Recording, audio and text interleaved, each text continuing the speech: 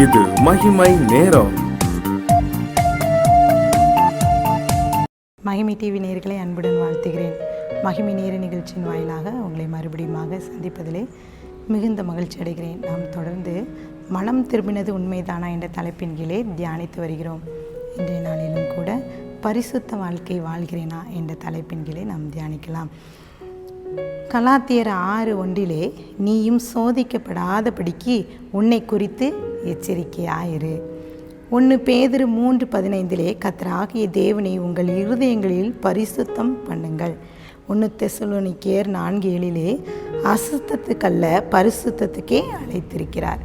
நம்மளுடைய வாழ்க்கையில், ஆவிக்குரிய வாழ்க்கையிலே நாம் நிலைத்திருக்க, ஆண்டவரோடு உறவாட மிக முக்கியமான ஒரு காரியம் பரிசுத்தம். பரிசுத்தம் இல்லாமல் இறைவனை தரிசிக்க முடியாது. நாம் ஒவ்வொருவரும் நம்மளுடைய ஒவ்வொரு காரியங்களையும் பரிசுத்தத்தை நிலைக்க வேண்டும், பரிசுத்தத்திலே நான் வாழ வேண்டும் என்பது ஆண்டவருக்கு பிரியமான ஒன்று. நாம் வீடு கட்டுவோம். புதிதாக வீடு கட்டின உடனே என்ன செய்வோம்? அதை மிகவும் சுத்தமாக வைப்போம். அந்த செவத்தில் கூட ஒரு சின்ன கீச்சு கூட எதுவும் வரக்கூடாதுன்னு சொல்லி மிகவும் பார்ப்போம். அங்கே ஒவ்வொரு பொருளை எடுத்து வைக்கும்போதும் மிகவும் சுத்தமாக இருக்க வேண்டும். நாளடைவிலே அந்த வீடு ஒரு 2 வருஷம் 3 வருஷம் போக போக என்ன ஆயிடுது? அந்த வீடு பழமையானவரை நம்ம என்ன செய்வோம்? அதுக்கு பிறகு என்ன செய்வோம்? எப்போ மாதிரியே மாறிவிடும். அது மாத்திரம் இல்லை, ஒரு புது பைக் வாங்குகிறோம், ஒரு கார் வாங்குகிறோம், இல்லை புது ஃப்ரிட்ஜ் வாங்கிறோம்னு நினச்சிக்க, அதை திறந்து பார்ப்போம். அந்த காரை துடைப்போம், அந்த பைக்கை அழகாக சுத்தமாக வைப்போம். நாளடைவிலே அது பழுதடைந்து விடும். அதை யாருமே பார்ப்பதில்லை. அதே போல தான் ஆவிக்குரிய வாழ்க்கையிலையும் பிகினிங்கில், ஸ்டார்டிங்கில் நம்ம என்ன செய்வோம்? ரொம்ப பரிசுத்தமாக இருப்போம். ஆண்டவருக்கு பிரியமாக ஆதியிலே நாம் கொண்டிருக்கிற அன்பு எப்படி இருக்கும்? அவ்வளோ பெரிய அன்பாக இருக்கும். நாளடைவிலே நம்மையே நாம் அழுக்காக சில உலக காரியங்கள் நம்மை நெருக்கி நம்ம என்ன செய்வோம்? பரிசுத்தம் நம்மை விட்டு அகன்று போகிறது. இங்கே உலக பிரகாரமான வீடு அந்த மாசடைந்தால் நம்ம என்ன செய்வோம்? உடனடியாக ஒயிட் வாஷ் பண்ணி நீட்டாகிரும். இல்லை பைக்கோ காரோ சரியில்லைன்னா அது பழுதடைந்து விட்டதுன்னா சர்வீஸ் கொடுத்து அதை சரி பண்ணி விடுவோம். ஆவிக்குரிய வாழ்க்கையும் நாம் சரி செய்ய வேண்டும். ஒருவேளை பரிசுத்தம் நமக்குள்ளே இருக்கிறது என்று சொல்கிறோம். சில நேரங்களே இந்த இந்த உலக காரியங்கள் நம்மை நெருக்கி இந்த பரிசுத்தத்தை விட்டு நம்மை தூரே செல்ல வைக்கலாம். நம் ஆவிக்குரிய வாழ்க்கையிலும் நாம் பரிசுத்தத்திற்கு ஒவ்வொரு நாளும் ஆண்டவரிடம் ஒப்பு கொடுக்க வேண்டும். 2 பேதுரு 2:22 நாய் தான் கக்கினதை தின்னவும் கழுவப்பட்ட பன்றி சேற்றிலே புரளவும் திரும்பினது எழுதப்பட்டிருக்கிறது. அதே வசனம் நீதிமொழிகளில் 26:11 நாயானது தான் கக்கினதை தின்னும்படி திரும்பவும் போல மூடனும் தன் மூடத்தனத்திற்கு திரும்புகிறான். இங்கே சில நேரங்களில் நாம் என்ன செய்கிறோம்? பர்ஃபெக்ட், நான் கரெக்டாக இருக்கேன்னு சொல்லுவோம். சில நேரங்களிலே ஒரு மூடனை போல தவறிவிடுகிறோம். இந்த வசனம் நமக்கு அழகாக வெளிப்படுகிறது. ஏசாயா தீர்க்கதரிசி இவ்வாறு சொல்கிறார். ஏசாயா 6:5 ஐயோ அதமானேன், நான் அசுத்த உதடுள்ள மனுஷன், அசுத்த உதடுள்ள ஜனங்களின் நடுவிலே வாசமாயிருக்கிறவன், சேனைகளின் கர்த்தராகிய ராஜாவை என் கண் கண்டதே என்று சொல்கிறான். அவன் சொல்கிறான், நான் ஒரு அசுத்தம் உள்ளவன் தான், ஆனால் உண்மை நான் தரிசித்தேனே என்று சொல்கிறான். அப்புறம் அவன் முழுவதுமாக ஆண்டவரை அவனுக்குள்ளே ஒரு உணர்வு வருகிறது. இங்கே ஏசாயால சொன்ன பாவங்கள் ரத்தாமர சிவப்பாக இருந்தால் அதை பஞ்சை போல் மென்மையாக மாற்றும் தேவன் ஆண்டவராக இயேசு கிறிஸ்து தான் நமக்கு பரிசுத்தத்தை தர முடியும் என்று ஏசாயா தீர்க்கதரிசி தெளிவாக நமக்கு வெளிப்படுத்துகிறார். இங்கே நம்மளுடைய வாழ்க்கையிலே நாம் எப்படி இருக்கிறோம்? பரிசுத்தத்தை நிலைத்திருக்கிற ஒரு தாத்தா, ஒரு கிராமத்திலே ஒரு தாத்தா இருக்கிறார். அவர் என்ன பெரியவர், ஒவ்வொரு நாளும் எங்கு சென்றாலும் அவர் போகும்போது ஒரு கண்ணாடியை கையிலேயே எடுத்துக்கொண்டு செல்வாராம். அங்கே உள்ள ஜனங்கள் எல்லாரும், அந்த கிராமத்தின் மக்கள் எல்லாரும் ஒவ்வொரு முறையும் சொல்வார்களாம், இந்த தாத்தாக்கு இந்த வயசுலேயே பெரிய அழகு நினைப்பு பாருங்கள், அவங்க ஸ்டைலை பாருங்கள், எப்பாரு கண்ணாடியை பாருங்கள் எப்படி வச்சுருக்காரு அப்படின்னு சொல்லி ஒவ்வொரு நாளும் அவர்களை சொல்வதுண்டாம். இங்கே அவருக்கு காலப்போக்கிலே அவருடைய வேலை இப்படியாக நடந்து கொண்டது. ஒரு நாள் அவருடைய பேரன் அந்த தாத்தாவை பார்க்க வருகிறார். தாத்தாவை பார்க்கும்போது தாத்தாவோடு இருக்கும்போது தாத்தாட்ட கேட்குறாரு, தாத்தா ஏன் அடிக்கடி நீங்கள் கண்ணாடி எடுத்து பார்க்குறீங்க வைக்கிறீங்க என்ன இந்த கண்ணாடியில் இருக்குதுன்னு சொல்லி அந்த பேரன் கேட்குறார். உடனே அந்த தாத்தா சொல்கிறார், என்னுடைய வாழ்க்கையில் ஒவ்வொரு செயல்களிலும் ஏதாவது ஒரு பிரச்சனை வரும்போதோ ஏதாவது காரியம் வரும்போதோ நான் இந்த கண்ணாடியை எடுத்து பார்ப்பேன்.